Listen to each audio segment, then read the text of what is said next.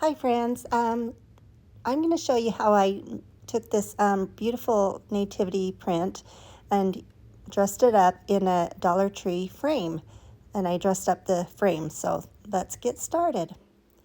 So these are nativity prints that I have in my Etsy shop.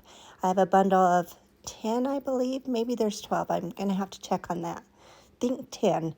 And the link to the listing will be below this video, so be sure and check that out. There's some gorgeous, beautiful prints that can be used for decoupage, framing, paper crafting, all sorts of things.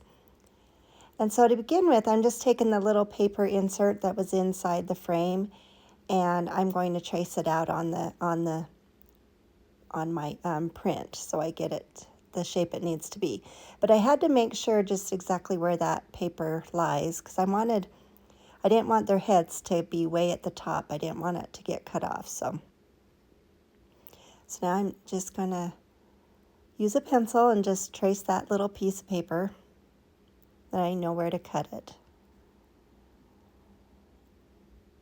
And I left it a little bit of the white on the bottom and the top, but I knew it wasn't going to show, so I didn't mind doing that. I couldn't decide which nativity print to use. There's so many beautiful ones. This is a little bit neutral, muted colors, kind of it's color, but it's kind of got the sepia feel to it. Kind of a little more vintage looking nativity scene. And I thought I had my camera going, but I didn't. So anyway, I took some crimson chalk paint by Waverly and also a little bit of Java chalk paint by Folk Art and mixed the two because I didn't want the bright traditional Christmas red. I wanted a little more vintagey, little darker, little more rustic red. And I think I did pretty good. So I'm just painting this frame, and it is a plastic frame, and so sometimes it's hard to get that first coat to stick well. So it's not a good coverage on the first coat, but then I dry it, and then I just keep adding more and more here and there where it needs it. And so by the time I was done, there was a good 3 coats on there at least, and just some touch-up spots that needed it here and there too. So I've got that all dried, and now I'm going to use some Rub and Buff.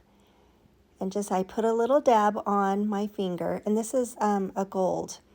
And I'm just going along the ridge. There's a couple different ridges around this arched frame.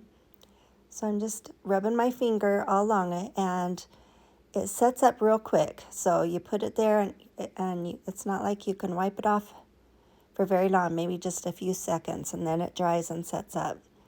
But I'm going around that inner ridge now. And my finger touches spots on the middle part too, and I didn't mind. I just wanted it to look really like there was some gold poking through, and it just really dressed up this frame. I really thought it turned out pretty. So I'm just kind of using a paper towel and just buffing it slightly. Like I said, it's mostly set up, but some of it I did kind of just buff and move around and smooth out. And that's all I did with the frame. So this is a quick and easy project.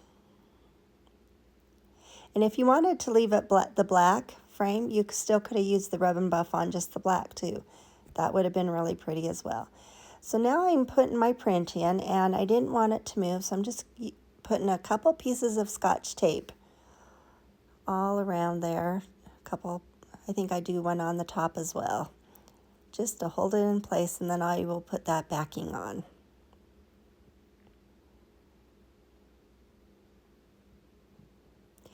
And there it is. I think it turned out so pretty, and I'm just keeping it simple. I'm not doing a lot of embellishments or anything, but you could if you wanted to. So thanks for watching. You have a whimsical day, and please like and subscribe.